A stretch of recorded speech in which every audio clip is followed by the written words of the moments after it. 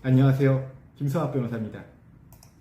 이번 시간에는 소년보호 사건에 대한 법적 대응에 대해서 살펴보도록 하겠습니다. 최근 미성년자들의 범법 행위가 증가하고 있고 그 연령대도 점차 낮아지고 있습니다. 또한 무리를 지어 범죄를 행하는 경우가 많아지면서 점차 사회적으로 미성년자의 범죄 행위에 대한 엄단을 요구하는 목소리가 커지고 있습니다. 미성년자의 경우 그 연령대에 따라 처분이 달라지게 되는데요. 14세 미만의 미성년자의 경우에는 촉법소년이라 부르며 소년보호사건으로 송치돼서 그 보호소년으로서 1 내지 10호의 보호처분이 내려지게 됩니다. 14세 이상, 19세 미만의 미성년자의 경우에는 범죄소년이라고 부르며 일반 형사사건으로 송치될 수도 있고 소년부로 송치될 수도 있습니다.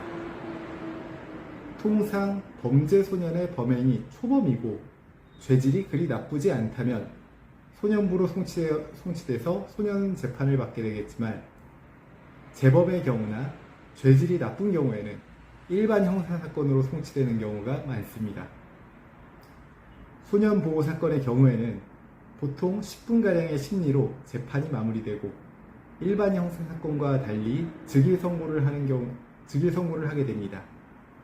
이러한 연유로 소년보호사건은 사실상 재판 이전에 어느 정도 판사의 심증이 굳어진 상태에서 재판이 이루어진다고 보시면 됩니다. 따라서 소년보호사건에 대해서 제대로 법적 대응을 하기 위해서는 반드시 재판이 이루어지기 전에 의견을 정리하여 의견서를 제출할 필요가 있습니다. 소년보호 사건에 있어서의 의견서에는 다음과 같은 내용을 기재해야 할 필요가 있습니다.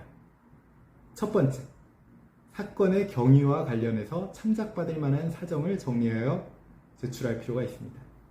두 번째, 보호소년의 반성 및 피해자에 대한 사죄와 피해 변제 여부, 과거와의 절연을 위해서 구체적으로 어떠한 노력을 현재 기울이고 있는지, 그리고 향후 구체적인 생활계획 등을 담은 보호소년의 계획을 작성하여 제출할 필요가 있습니다.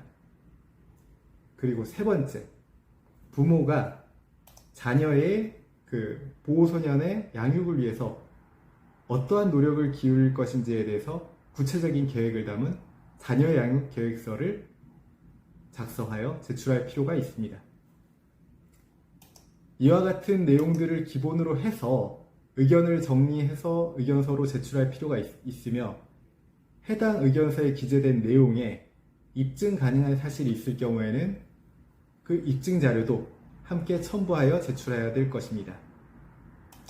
소년보호 사건의 경우에는 일반 형사사건과 달리 보호소년의 교화 가능성에 주안점을 두고 처분이 내려지기 때문에 가정 내에서 보호소년에 대한 교화가 충분히 가능하다고 판단될 경우에는 소년원 처분, 즉 소년원 송치 처분 등의 중한 처분을 면할 수 있을 것입니다.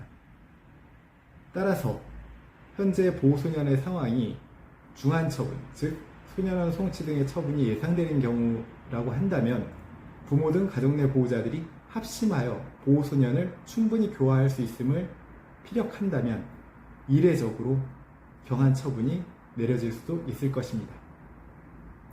오늘은 소년보호 사건에 대해서 살펴보았습니다. 조금이나마 도움이 되셨으면 합니다. 여러분의 권리를 지키고 언제나 신속하고 정확한 해법을 전해드리는 김성학 변호사였습니다. 감사합니다.